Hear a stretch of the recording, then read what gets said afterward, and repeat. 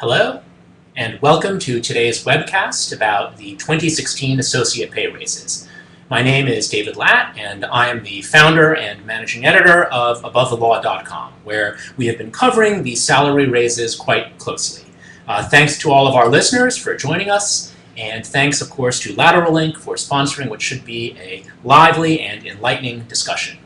Just a quick word on the format for today's webcast. I will start the proceedings with brief introductory remarks and short bios of the panelists. We will then hear from the panelists, who will offer their different perspectives on the pay raises.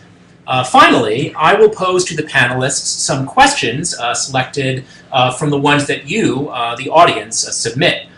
You can submit questions throughout this webcast using the Q&A dialog box that you see on the InExpo interface. You can submit the questions at any time, but we will be turning to them in the last portion of the webcast. Now, some brief background. A little more than 2 months ago, on June 6, the New York law firm of Cravath, Swain & Moore raised base salaries for associates. The new pay scale starts at $180,000 for first-year associates and rises to $315,000 for eighth-year associates. The raises represent increases of $20,000 to $35,000 depending on class year, and they went into effect in July. In the weeks since then, more than 100 law firms, ranging from big law firms to elite boutiques around the country, have raised salaries. Some firms have matched Cravath. Some firms have announced smaller raises. Some firms have raised as to particular class years, like first or second years, or in particular offices. As many of our listeners know, this was the first major law firm pay raise since 2007, when Simpson Thacher moved to a $160,000 starting salary. As the first pay raise in about a decade, it was very, very big news in the law firm world. And we know at Above the Law that it's been a hot topic among our readers based on the traffic and readership we have gotten for our coverage of the raise announcements. So today we have gathered together a fantastic panel of experts to discuss the pay raises and to offer their perspective on what they mean for the law firm world and the legal profession more generally. To represent the law firm perspective, we have John Hueston, one of the nation's top litigators and a founding partner at Hueston Hennigan, an elite California litigation boutique. Before launching Hueston Hennigan, John was a partner at Arash and Manila, where he served as chair of the firm's business trial and crisis management practice.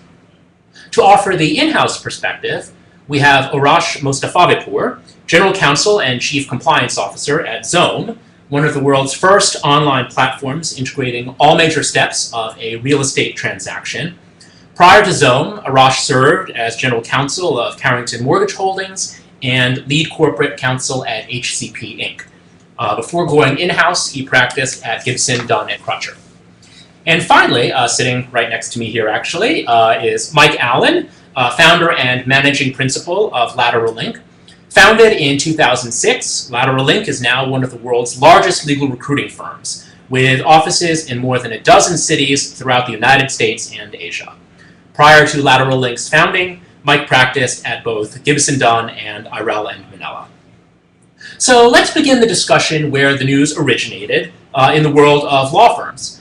The first law firm to match Cravath, announcing its pay raises just about 4 hours or so after the Cravath news broke, was Hueston Hennigan.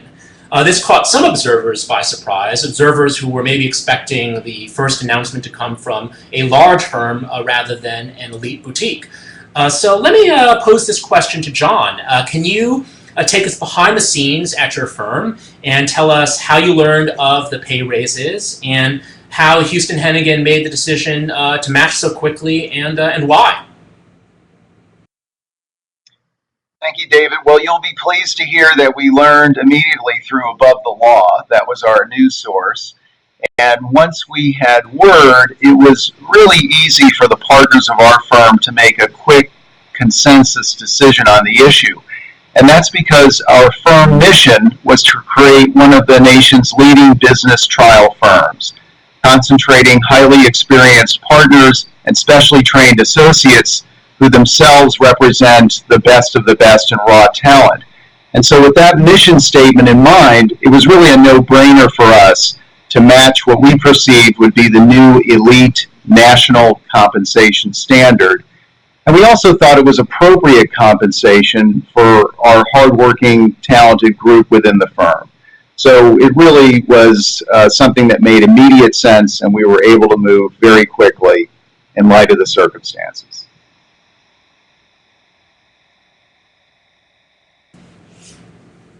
Thank you, John. That makes perfect sense. And as Above the Law readers will recall, the founding of Hueston Hennigan was big news in the law firm world, so it's not a surprise that the firm wanted to stay competitive with market compensation. So I was speaking a few weeks ago with another managing partner of a firm here in New York, actually, and I asked him why his firm prefers to follow the market rather than lead it when it comes to compensation. And this partner cited to me complaints from clients, including general counsel, who don't like to read about first-year associates fresh out of law school making more than what experienced assistant or deputy general counsel make in the in-house world.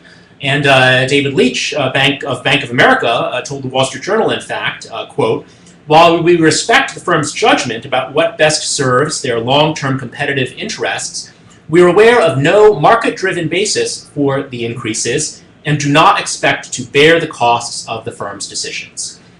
So let's get the client perspective. Arash, can you tell us, as a general counsel, how you feel about the associate pay raises? Yes, well, first of all, I'd like to thank you, David Ladd and Above the Law, as well as Michael Allen and Lateral Link for inviting me to speak on this webcast. Obviously, like most GCs, I manage to a P&L and have been following the news very carefully. Luckily for me, Lateral Link has been compiling all that data real time, so it's made it very easy to stay on top of which firms are matching and how they are matching. It's obviously a little early still to assess, how these increases could affect our business model, our choice of firms, the allocation of business to firms, as well as our in-house hiring decisions. The $100 million question at this point is, are these costs going to be absorbed by the firms in terms of reallocating the profit pie amongst the attorneys and partners, or is it going to be one that's pushed down to the clients? Obviously, that's why I would be caring a lot, and fellow GCs are feeling the same way. My general feeling is that attorneys, whether they're partners or associates, should be receiving their fair share of the profits for the value that they provide to the firm. I also believe that the firms should be absorbing all of these costs, because I really don't see how a fifth year today, or 3 months ago or 6 months ago compared to a fifth year now, is really providing any different service, and why that justifies a higher increase in their rates. Looking at the data, I think it's very important to look at the profits per partner. What I did is I actually went ahead and looked at the top 10 firms in 2015 and used those same firms' data, looking back in 2010 and trying to see what kind of an increase there was in the profits per partner. Equity partners is what I'm talking about. And I noticed that profits per partner ranged from around 2.1 to 4.3 million in 2010 for the top 10 firms, and there are increases in 2015 that range anywhere from 31 to 51% with the likes of Wachtell, Simpson Thatcher, Davis Polk, and Cale Gordon. Meanwhile, during that entire time, associate salaries have not had any kind of an increase. It's obviously interesting that you can see that there's a little bit of a reallocation or redistribution needed from a client perspective, and I think this is where it's important. What I did is I also went and looked at the S&P 500 and looked at their earnings per share across all S&P 500 companies in Q4 2010 and compared that to Q4 2015. Surprisingly, they're actually the EPS has gone down 9.5%. So as you can tell, our in-house departments have become very, very cost conscious. And in recent, you've seen folks become very, very metric and data based, paying very close attention to how their spend is coming through both in internal costs as well as outside counsel costs. And with the movement of partners and practices and competition that continues, you've seen the demand curve actually become more elastic. If anything, legal services are more price sensitive. So companies like ours have the requisite leverage. We have the ability and options to go ahead and use alternative fee arrangements and go ahead and make sure that we are watching our P&Ls very carefully. And I would not be surprised that many GCs, including myself, reaching out to our partners with whom we have good relationships and let them know that our expectation is that those costs will not be passed on to us and actually be absorbed somehow, either through rejiggering their internal technology, their staffing, their model, or actually redistribution of the profits between the partners and the associates. Thank you, David. So I think that you hit the nail on the head, Arash. Are these raises going to be passed through to clients, or is there going to be a reallocation of law firm revenue between partners and associates? So let's turn it back to John. John, what thoughts do you have on this question? I think anybody who was going through this thought process of giving associate raises and thinking or rationalizing that clients would pay for it were engaged in folly. I think it's clear for most law firms that we definitely understand and recognize exactly what Arash has said, that over the last several years in particular, companies and sophisticated counsel are more and more and appropriately monitoring their costs, very attentive to budgets. RFPs are extremely competitive. I know that we certainly have no expectation of passing any of it on to clients. We also believe that it was 9 years coming for an associate pay raise. A lot of these associates have increasing law school burdens and debts. This is just what we regard as a reasonable profit adjustment and sharing amongst associates that I think the time of which has come. But certainly, I think firms need to consider how to compete in more creative ways. We work to try to align our interests financially with performance and other non-fee metrics, which remove this sort of issue from the equation. And I think increasingly firms are going to have to be thinking along those lines. Hey, thank you very much, John, for those insights. Finally, let's turn to Mike Allen, my companion here in the studio here in New York, to take a broader view of the associate salary increases. So, Mike, you've written about these issues for us in your column, including a very interesting piece you did, New York to 180K, what it means for law firm partners and and their institutions. So, can you talk about the implications of these raises for the broader law firm world? Yeah, well, first of all, I agree with John and Arash. For most firms, they're not going to be able to pass along the cost in terms of increased rates of the associates to their clients. That's not all firms, but certain firms will be able to do that, and we can set those aside. Those are the firms, I won't name any names, but are at the top of the food chain on the PPP.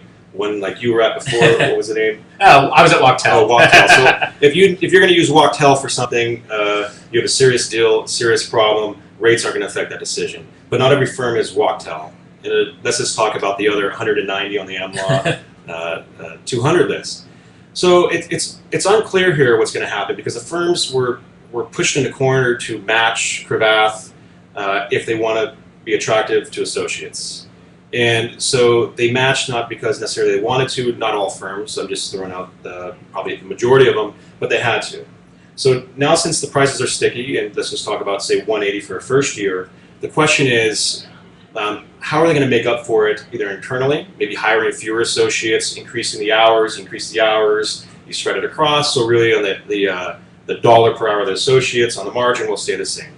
We haven't seen bonuses yet. Let's see what happens at the end of the year for bonuses. So all-in comp last year may equal all-in comp this year.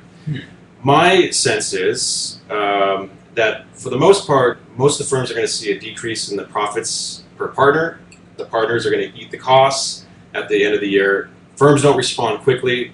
They're a little handcuffed, and what we're going to see are partners probably receiving less than they've anticipated, and that usually leads to more lateral movement. So that actually is a very good segue to the next topic we want to discuss. Labor Day is around the corner. Thanksgiving will be here before you know it. And then eager associates will be turning their eyes towards bonus season. Some observers, including associates who read Above the Law, have wondered to us whether or not these pay raises are simply going to be taken out of the bonuses at the end of the year. And some law firms, a minority, have in their pay raise announcements flagged the possibility that bonuses might be a little bit lower. So, John, let me turn to you from where you sit as the head of a firm.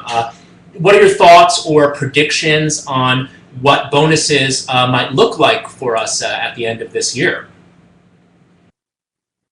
Sure. I mean, I'll start by saying that we do not follow the market in terms of our own bonuses. We do a profit sharing system that is independent of what the market does, except that we make sure at a bare minimum that we exceed the market. With respect to your question about what firms or most firms will do, I think most all firms will be wise not to try to reduce bonuses in any way. If they do so, I mean, the associates will see the salary raises as illusory and maybe even a gimmick. So my prediction is that we're likely to have bonus levels that you've seen announced at year end, at least at the same levels this year. Oh, just a reminder, thank you, John. Just a reminder for our listeners, you can submit questions, which we will turn to at the end of the webcast through the Q&A box. You may not see them immediately, but we see them on our end, and then when we turn to them, I will pose them to the panelists or approve them, and then they'll show up in the feed. So let's go past bonus season. I'm sure many of our readers are hopeful that you're right, John, that bonuses will not be lower. Certainly that's kind of the word on the street that I'm hearing here in New York from partners I talk to. But so after November and December and bonus season is over, we'll enter 2017, and it will be a time for law firms and in-house legal departments to be revisiting their relationships for the coming year. So, Arash, what are your predictions as a general counsel about how law firm pay raises might affect attorney-client relationships between large firms or not so large firms, but boutiques that compete with large firms and companies like Zone? Well, I think it's still too early, and I hope that what John said in terms of the costs being absorbed by the partners will continue. Obviously, there's different levels of relationships that us GCs and other in-house attorneys have with partners and other associates at firms, and those can be very deep ones and long-standing ones. And sometimes the relationships are even at a different level at the CEO or board level. So there's obviously going to be a different variety of relationships there. I think it's too early to tell what's going to happen, but if there are rate increases, you definitely will see some very honest talks. In terms of the relationship with the law firms, my sense is that it really depends on how long a relationship you've had with that partner. The transparency and frequency of communication, sometimes those are not the best, and I think it's incumbent upon the law firms to really make sure that they're reaching out to their GCs and vice versa in terms of making sure that they can have very direct and transparent communications that, look, your rates going up is making you be not competitive with other firms, and I'm having to manage to a certain budget, and as a result, unfortunately, I'm going to have to move certain pieces of work away from your firm. Additionally, I think what you need to take care of is or take into account is that, you know, my duty is to my company and to the shareholders of the company, and so I'm trying to always get the best value of legal services at the most affordable cost. We've all seen numerous examples of partners, and I'm sure Michael at Lateral Link can probably attest to this, who've taken their books of business because they're getting priced out with rate increases, just even when salaries went up to 160 for first years back in the day, and even before that when Gunderson took it up to 125. You know, you've seen folks have to go ahead and take they want to maintain the same rates, and if they've got key clients, and every partner at the end of the day knows that the client is probably hiring the partner, not the name of the brand name firm. If they go to a different firm and it's lower rates, there still will be retained. And so you will see folks, if the rates do get passed down to clients, probably try to preserve their book of business and go elsewhere where they can continue charging the same rates they've been charging their clients. At the end of the day, this is a long-term relationship, and hopefully law firms have the same view that I do. You know, we want to be in a partnership for a long period of time, and you know, make sure that we're getting value for the services that they're providing to us, and making sure that we're paying also the same fair amount back to the law firms. Thank you, David. Hey, thanks, Arash. So you've raised another issue which I think is very important, namely lateral movement. We've seen a decent amount of activity in the lateral lawyer market for both associates and partners. And one of the reasons I think firms have so quickly matched is they need to remain competitive when it comes to talent. So let me turn it back to my friend here in the studio here, Mike. And what are your views on how the salary increases are going to affect the lateral market? And perhaps you can share with us a little bit of some of the data that you and I were talking about earlier before we went on air about how the lateral market is looking right now. Yeah, so I looked at the lateral market for associates and partners just in the law firm space, not law firm to in-house, and compared this year, annualizing the numbers, predicting what they will be, compared to last year. And the lateral associate market, I'm not sure if you know, but there's about 5,100 lateral moves for the associates last year. We predict about 5,500 this year, about 78% increase. Partners, 2,300, and this is at the MLaw 200. Partners, 2,300, about static, 2,300 this year. The interesting part is looking at practice areas and what does it mean. So we've seen the biggest uptick in associates and bankruptcy practices, about 100% increase. Last year, there wasn't much activity. This year, it's a doubling, so about 60 to 120 lateral associate moves. It's important to look at the associate moves as they precede and they signal what's to happen in the market and what's going to happen with partners. When there's an uptick in business, we get the calls, partners demand another associate, and before they hire the associate, they have to have the hours that are coming from their clients. So the fact that we see the associate increase in lateral movement probably indicates that the partners are getting busier, busier, and busier, which when a partner gets busier, busier, and busier, means they have a bigger practice, they're more desirable, they're going to get more calls, and they could sell their practice high, I guess if you look at it that way, make a lateral partner move to another firm. So what we've seen this year, instead of 52 last year, we've seen 77, about a 47% increase in lateral partner moves in bankruptcy.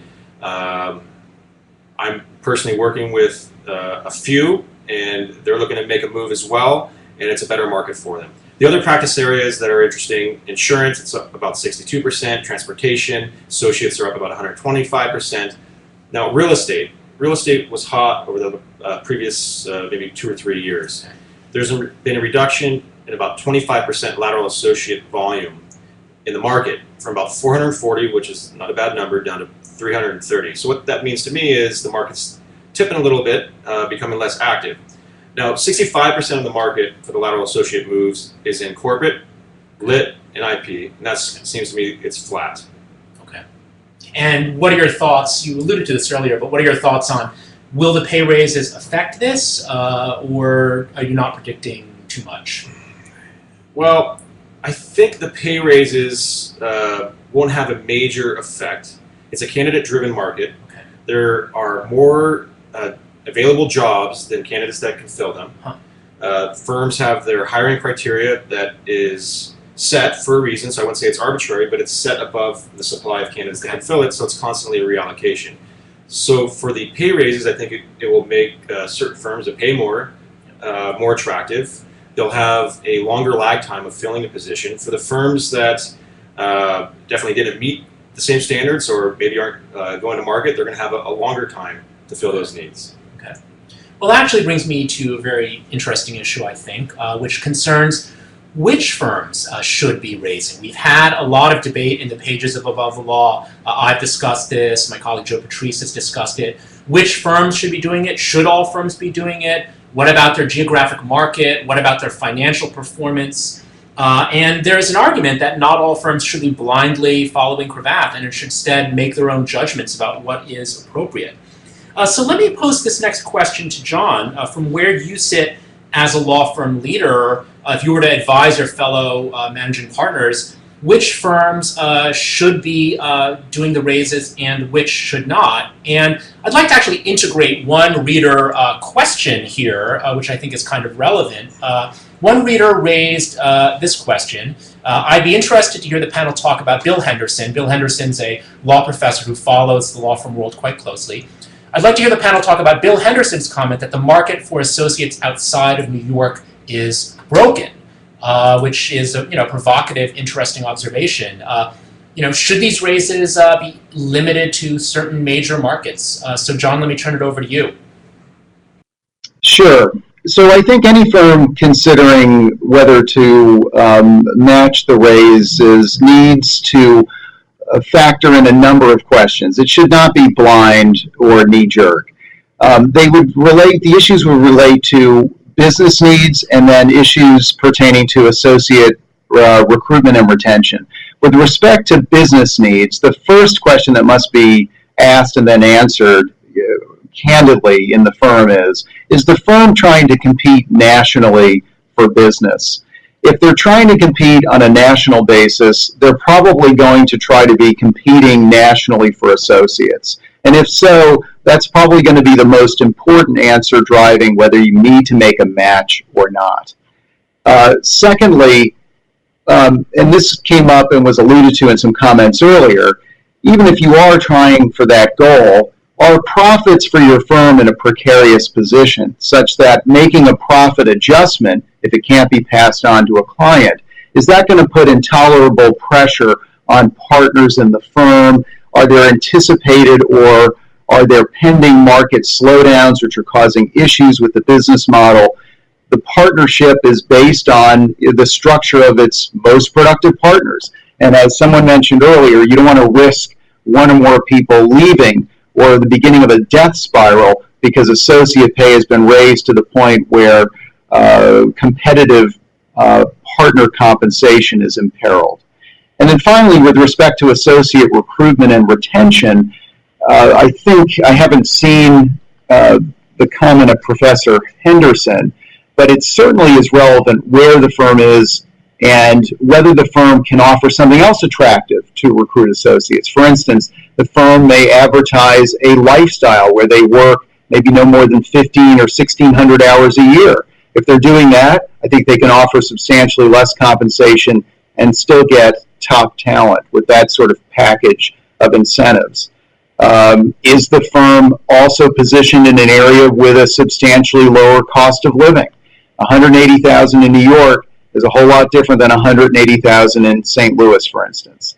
So depending on where the locus of the firm's work and associates are, they can certainly make adjustments and I think can still compete for some of the nation's best talent. Mike, I have a question for Arash, but I think you had something you wanted to add pertaining to John's comment about possible market slowdowns and how different practice areas relate to each other. Yeah, just what we're seeing, a couple observations this year. The Austin market is picking up, at least in the lateral movement terms, up 72% from last year. Yeah. Philadelphia up 74%, Palo Alto up 40%. The markets that aren't not so hot, Atlanta is down about 35%, Denver is down about 26%. Okay. So there is significant regional variation then in terms of the state of lateral hiring. There is, yes. Okay. And let me ask you one other question, which goes to one of, we're kind of blending now, I think, the reader questions that we're receiving and keep them coming and some of the questions that I prepared for the panelists. Mike, what are your thoughts on how the raises might affect mid-sized firms? I know that Lateral Link works very closely with some of the world's largest law firms and also with elite boutiques. What about firms that are kind of in between, say a prominent regional firm or something? Do you have thoughts on how the raises affect that mid-level of the market? Yeah, and we've been dealing with this before the recent raise, where there's regional boutiques or local firms that they weren't market. It's very difficult for us to have a conversation with a lateral candidate that's looking, that has the ability to get a job at maybe your former firm or some of my former firms. So it's a mentality that usually motivates the candidate that's going to go to a regional firm. So I don't think the regional firms have to match. Huh, okay. They weren't succeeding on convincing the candidates prior to join because of salary, and they won't do it going forward. So is it that, as John was alluding to, maybe they have other perks, whether it's prominence in a market or lifestyle or what have you? Yeah, lifestyle, hours, partnership opportunity. There's a host of factors that motivate candidates, and the regional firms usually don't have to compete on comp. So this is very interesting now in terms of just how to compete for talent. We have a couple of reader questions which I will bundle and send to Arash. What do in-house legal departments plan to do with respect to compensation? Do they need to make raises to retain their people or to attract people who want to move over from law firms? And building in another question from a reader, what can in-house corporate legal departments do beyond just raising salaries to retain and to attract talent? So Arash, I'll turn it over to you. Well, that's a great question. I think it's important to note that the model in the in-house world is quite different to the model in the outside counsel law firm world. You have different metrics of compensation that come into play, and it's base salary, bonus, there's equity incentives, there's 401k matching, but beyond just the actual material or numerical or money factor, you also have quality of life, which is gone. I think in-house folks work just as hard as outside law firms, but what I mean by the quality of life is that it's okay, there is no FaceTime, you're fine working from home.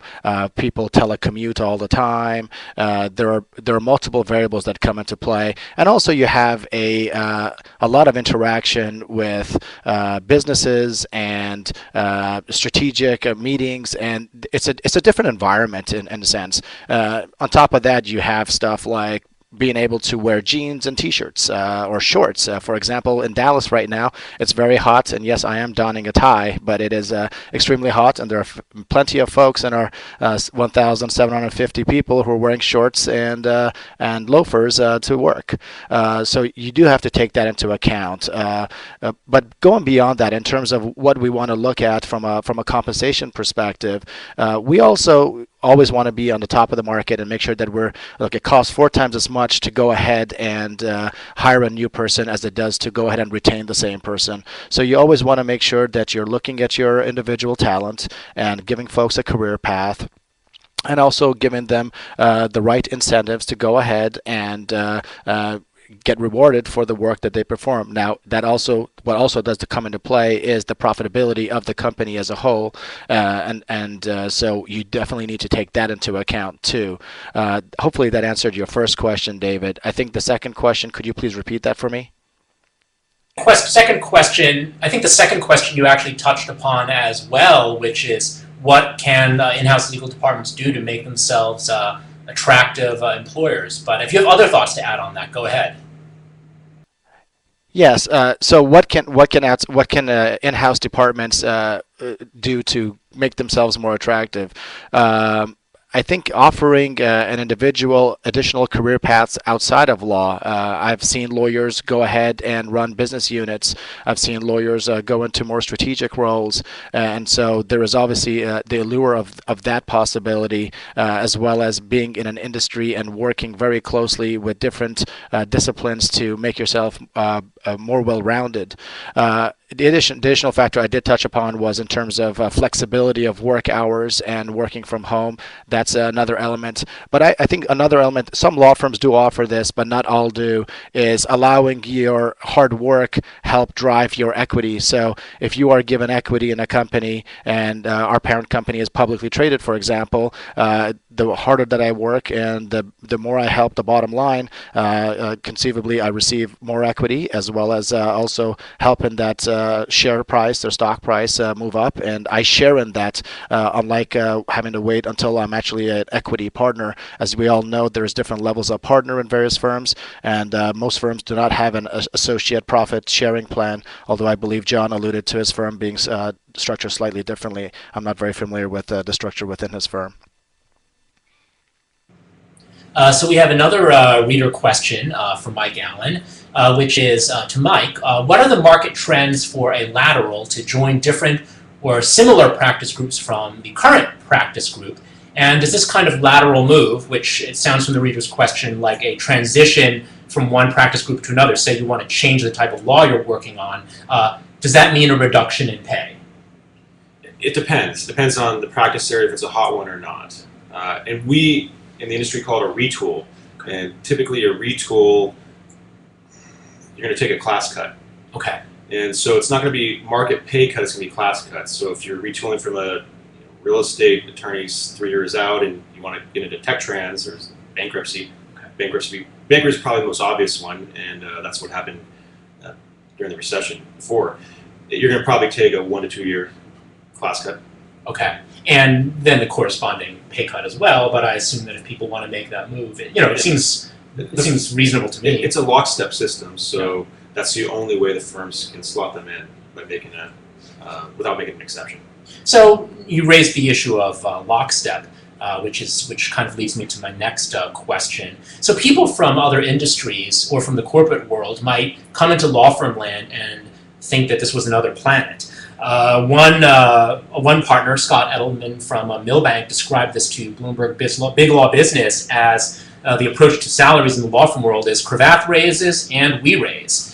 And a lot of people from other industries might think, well, this is kind of an irrational way of adjusting compensation. So, Arash, coming from where you sit now, more in the business world as opposed to the law firm world, do you have thoughts on whether this approach to setting compensation makes sense?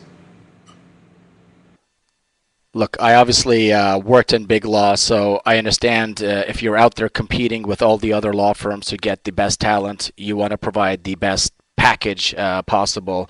And that package can be both monetary as well as qualitative factors. So I appreciate that side of it.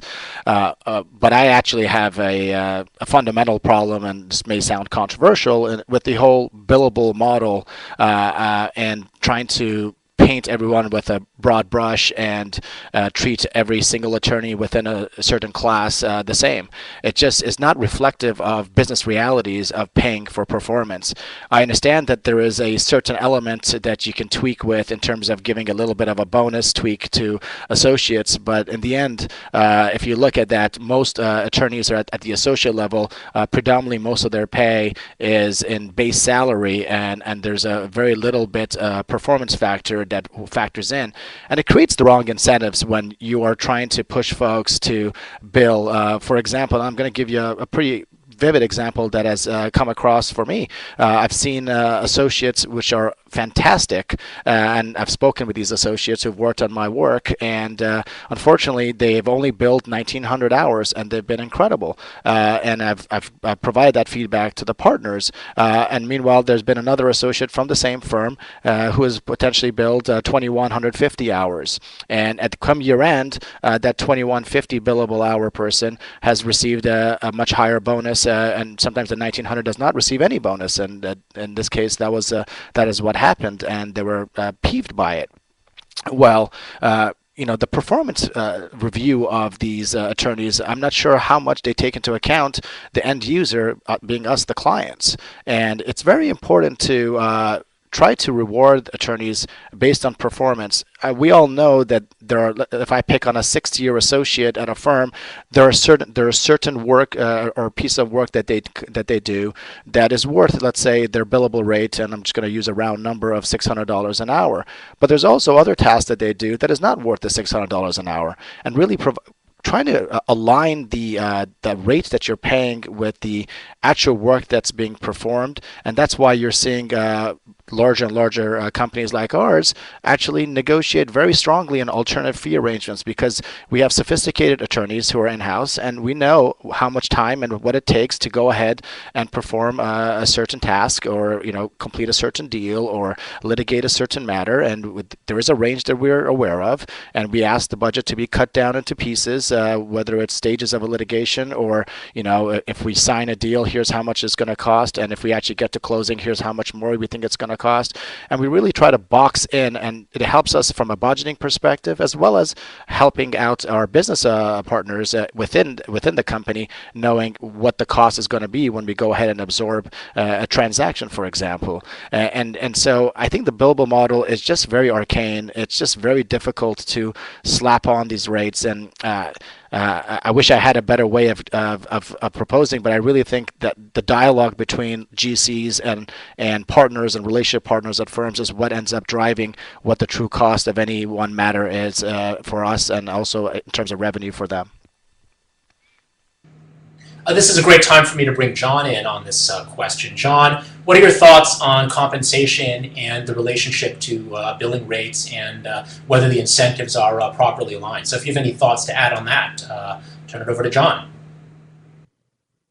Yes, so we differentially bonus our associates, and we tell them that hours are only a portion of the consideration, that if they make a terrific contribution with a wonderful idea in a brief, or they've done something else to help bring in business or do something that is truly extraordinary, that can be just as important or more important than the kind of hours that they're working. Because we don't want to, in fact, promote this notion that just billing more hours makes a better lawyer. That's not true. On the other hand, I think it's important, at least at our firm, we inculcate a culture of, if you want to become a trial lawyer, you got to work in an old school apprentice-like way to become one. You can't be well prepared for trial working 4 to 6 hours per day. It's just not going to happen. So when you're getting ready, we hope that people are putting everything into those efforts in the trenches, working with us, staying up late at night, waking up in the middle of the night, thinking about our clients and what's going to be happening at trial. So we reward that. That's quality billable time. So we look very closely at that because we know our clients, frankly. We know Arash and others are going to be reviewing bills and very carefully thinking about, are these long hours here justified? And, good associates are working hard at the right times, and we reward that. And I think that's the way compensation and bonusing should be configured to maximize not just client satisfaction, but frankly the right developmental incentives for associates who themselves are trying to build the right building blocks to make themselves a complete lawyer and themselves independently marketable, whether they're at this firm or in another place. Thank you so much, John. And that is a very good note for us to conclude on. Just a reminder, even though Above the Law does focus a lot on attorney compensation, that's not, of course, what your professional development is all about. It's also about developing the skills to serve your clients well and becoming a well-rounded attorney. So anyway, I would like to now conclude by thanking our panelists, John Hueston of Hueston Hennigan, Arash Mostafavipour of Zome, Michael Allen here with me in the studio from Lateral. Thanks to Lateral, of course, for sponsoring today's chat. Thanks to all of our listeners for tuning in and for the great questions. We hope to do this again sometime, and we wish you a great rest of the summer. So thanks again.